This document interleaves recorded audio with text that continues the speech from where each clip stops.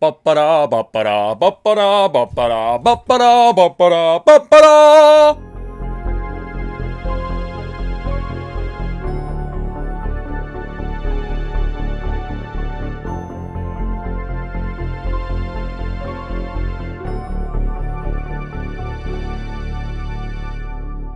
What's up, guys? It's Nick at the Lost River Driving, and I'm here tonight to talk about a movie that I have been itching to talk about for quite some time now. As you know, we are neck deep, elbow deep, very deep into the Halloween franchise revisited series, and we've only got 2 movies left. Well, in my opinion, I think you could say I saved the best for last. Obviously, I'm almost on an island here, so whatever, but that leads me into saying what we're doing today. And today is Halloween 5, The Revenge of Michael Myers. Yes, we are talking about Halloween 5. Now, I know, right at the onset, so many of you guys are going to be like, oh, what? You love this movie? I do. And let me explain. But first, we're going to get into the plot of Halloween 5, The Revenge of Michael Myers. And what is the plot? At the end of Halloween 4, Michael Myers was shot like 800 times down into a mine shaft. Well, this movie picks up. They drop dynamite down in that bitch. They're like, we're not taking any chances. Michael Myers is going to get blown to smithereens. Nope. Michael floats down a river, makes friends with a hermit that keeps him alive for a year, then decides a year later on Halloween Eve, you know what? I kind of want to kill this old man that kept me alive for a year. Because Michael's a dick. I mean, I don't really know what else to say. Meanwhile, Jamie is now in a children's facility, mental ward, whatever you want to call it. After stabbing her stepmom at the end of Halloween 4, she's mute, which can happen to children. It is there have been many cases where children that experience a very traumatic event will go mute for no reason. So she's mute. She's got a really good friend in there named Billy, and, she's having visions and feeling stuff. Michael Myers is coming back. They're hinting at this telepathic link between the two of them. She can kind of see what he sees. She can kind of feel what victims of his are feeling, and so on and so forth. But she can't really emote or express what she's feeling or thinking. Meanwhile, Dr. Loomis has gone full batshit crazy. He is way off the deep end, off his rocker, whatever term you want to use. He's lost it, okay? He believes Michael's still alive. He believes Michael's coming back to Haddonfield, and he spends most of the movie terrorizing Jamie. Rachel Carruthers, obviously, her foster sister, she comes to visit her. They still have a good relationship. But Rachel gets killed off in the first act of this movie. And honestly, not a decision that I totally hate, but we'll get into that. She gets killed off in the first half of this movie, and then we are given our new co-lead, I guess you could call her, Wendy Kaplan, who plays the character of Tina. Everyone's favorite character in this movie. Yes, I know you guys are freaking stoked, and you can't wait for me to talk about Tina. Don't worry, we're gonna get there with Tina. And Tina has this friend group that I guess was also Rachel's friend group, Sam and Spitz, and they're going to the Tower Farm party tonight. A Halloween party, get drunk, get dressed up, listen to great 80s tunes. And there are some great 80s tunes in this movie. Well, Jamie's like, Michael Myers is going to go get Tina. I got to get out of here. Billy's like, well, you don't even know where she is, but I do. And they all converge at the Tower Farm. Michael shows up. People start dying. There's car chases. What? In a Halloween movie? Yes, there's a freaking car chase. It's actually awesome. And then Dr. Loomis is like, bro, you want this girl? Come home. Come home. Let's have a showdown in the old house. I shall be there waiting for you. And that leads us into the finale of the movie in the Gothic Myers house that is clearly not the house from any previous film. We'll get there too. And, he uses Jamie as bait and takes out Michael with a 2x4 and then has a stroke on top of Michael. Michael gets arrested. They keep his mask on in the jail cell. How nice of them, because he doesn't like his face, how nice. And the man in black that we've been mysteriously seeing throughout this movie decides to show up with a Tommy gun and bust Michael Myers out. And Jamie's like, no. And the movie's over. Okay, you probably heard some sarcasm from me in that plot summary. You probably heard me kind of giving off a vibe that I don't like this movie. Quite frankly, you would be so wrong. First and foremost, I'm just going to say before we get into the positives or the negatives of this movie has some absolutely batshit, zany, crazy, over-the-top, cheesy things about it. Yep, no argument for me there. You're absolutely right. But it's also a movie made in the late 80s. It's a 5th movie in a slasher franchise, so that's kind of par for the course. So if we can take all that and accept that that is going to be part of this movie, what are the redeeming qualities about this movie? Well, I guess I should switch this up. I think I'll go with the cons first, and then I'll get into the pros, because I know a lot of you guys probably aren't going to watch this whole thing, and you're like, I hate this movie. I want to hear him trash this movie. All right, you win. Let's go with cons first. The clown cops, first and foremost, has to be the biggest con. They are not funny. They add nothing to this movie. The music is really what sends it over the top into absolute lunacy, where you're just like, this just, no, okay? There's cheesy stuff in the 80s, and then there's the clown cops in Halloween 5. There's really no argument for why they're here. Having cop characters totally makes sense. Having them be this dumb, okay, I guess, and then having the noise with them, dude, come on. Like, even someone that loves this movie, like me, I cannot defend that. It's awful. So the clown cops. The mask. I don't like the mask. Again, just like in Halloween 4. I will say I do like this mask better than Halloween 4's mask. It looks at least more defined than Halloween 4's just, I don't even know what the hell that thing is. So, but again, not a big fan of the mask. I don't know how many times you can make these movies and just get this mask wrong when the blueprint is right there. It's literally right there. So the mask, not a big fan of it. The friend group as a whole, Mike, Spitz, Sam. Well, it's really just Sam and Mike. They're just annoying. And Spitz is annoying too, but that's his character. We'll get into him a little bit later because I actually do like him. But, you know, they're just very forgettable, cookie cutter. You know, they're here to be fodder for Michael Myers. You know it, I know it, we all know it. We shouldn't pretend like they're supposed to be given this arc or any, you know, deep characteristics or anything like that, because it's just not what they're here for. But they're just uninteresting. You know, there's nothing about them that's just, oh my God. Some of the stuff that was mixed up in post-production, some of the mistakes made in post, I would say some of it's the editing.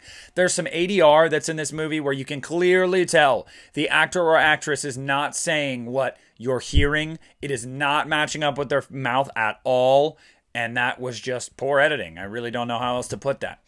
I'm not a fan of the opening at all. I think the whole, you know, the hermit with his parrot, Tookie, I think his name is Tookie.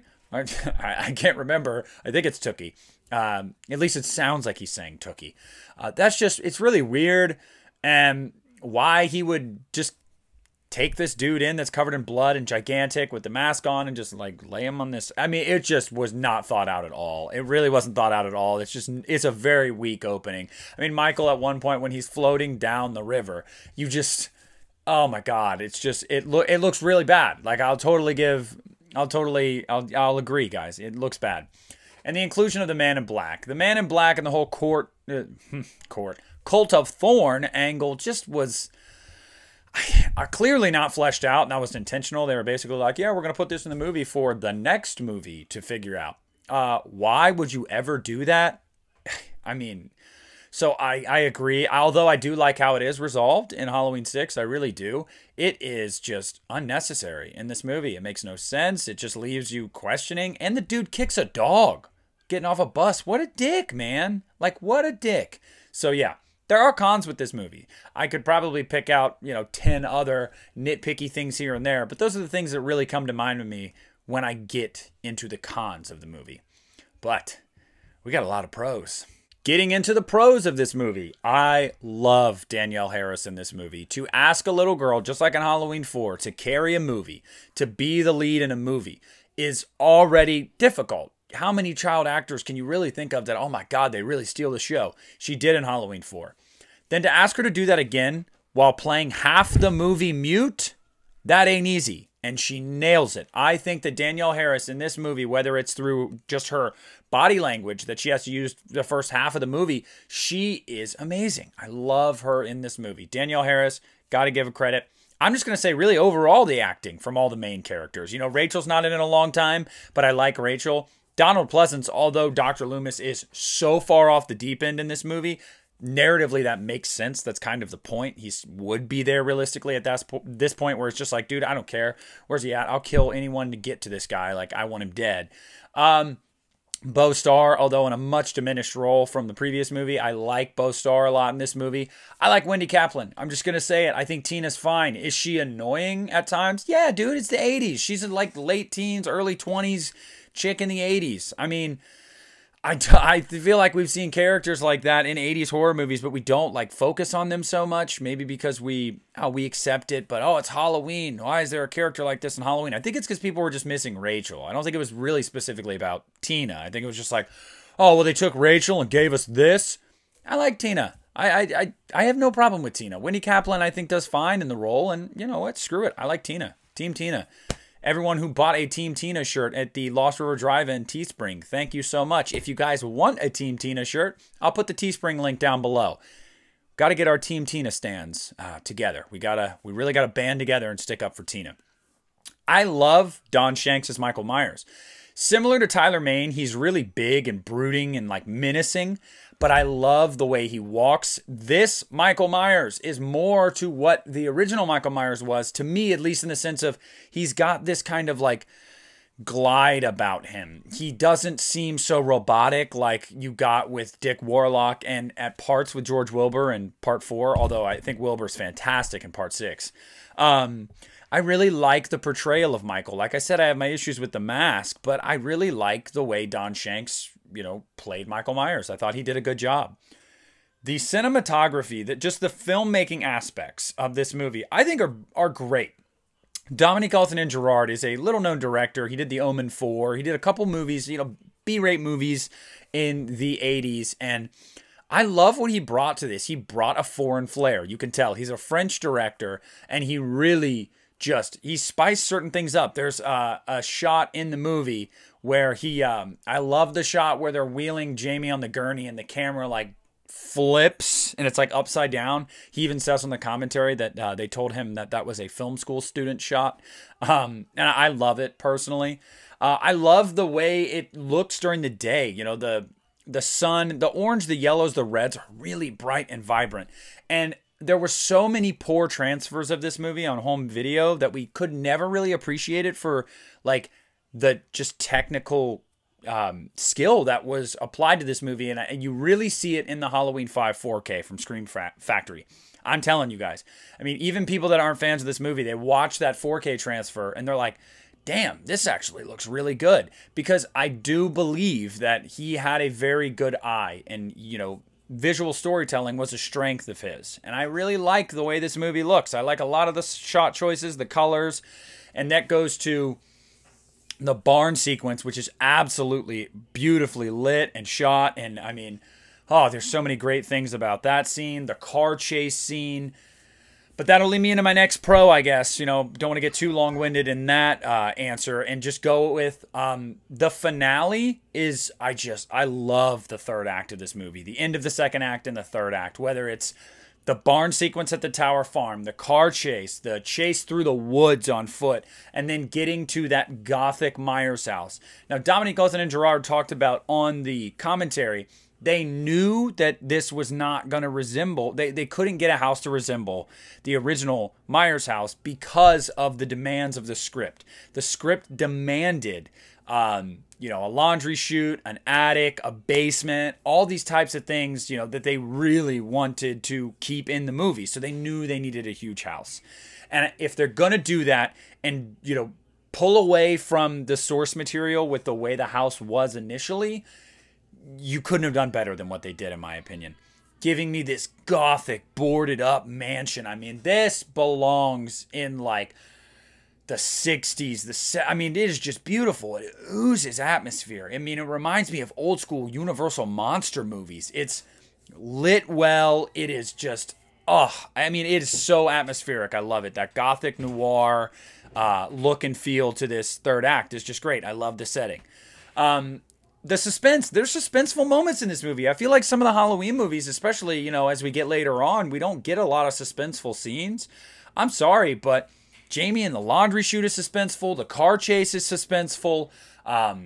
in the woods, Jamie and Billy in the woods is suspenseful. Although you can totally tell it's Dr. Loomis creeping up behind him. There's some genuine suspense in this movie. Also, the scene with Tina and what she thinks is her boyfriend Mike, but it's Michael wearing the mask. She gives him a kiss and everything. That is it's a tense moment. For every cookie woman part in this movie, there are some tense moments too. So I feel like people don't talk about that enough. Dominique Othenin-Girard did well with crafting some suspense. I really do think he did.